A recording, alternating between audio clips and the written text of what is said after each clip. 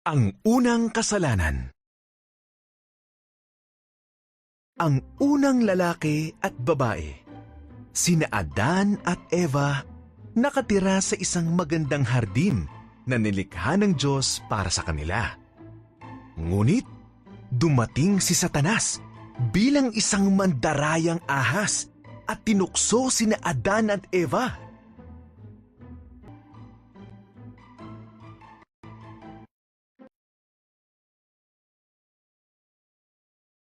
Sinabi ba ng Diyos na huwag kayong kakain ng bunga sa mga punong ito? Tanong ng ahas kay Eva. Huwag lang sa puno sa gitna ng halamanan. Sagot ni Eva. Kapag kumain kami nito, mamamatay kami.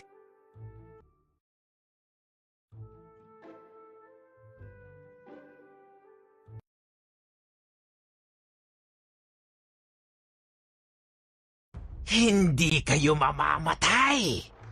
Sabi ng ahas. May dahilan kung bakit ayaw ng Diyos na kumain kayo mula sa punong yun.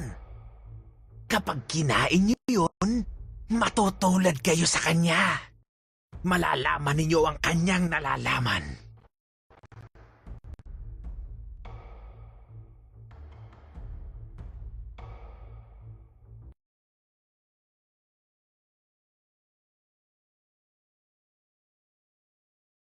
Kinain ni Eva ang bunga. Binigyan din niya si Adan na noon ay kasama niya.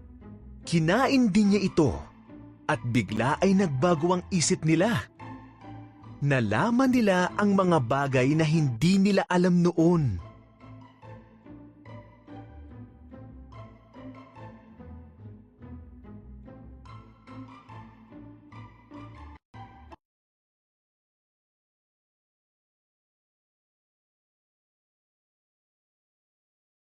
Ang isang bagay na nalaman nila ay na sila ay hubad.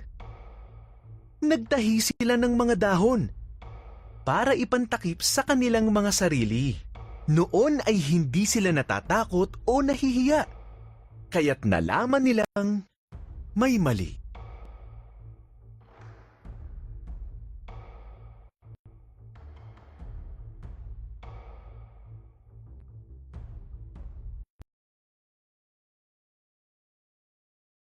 Adan, sabi ng Diyos.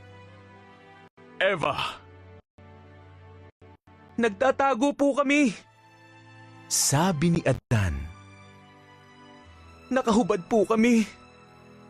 Nalaman ninyo yan dahil kumain kayo ng bunga mula sa punong yon.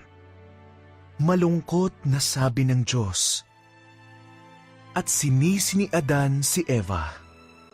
At sinisi naman ni Eva ang ahas.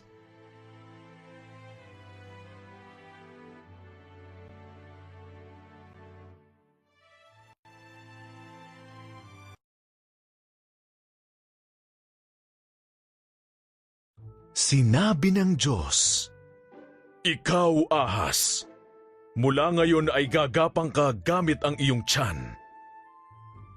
Ang anak ng babae ang tatalo sa iyo. Eva, magiging masakit ang iyong panganganak. Adan, ang paghahanap ng pagkain ay magiging mahirap para sa iyo.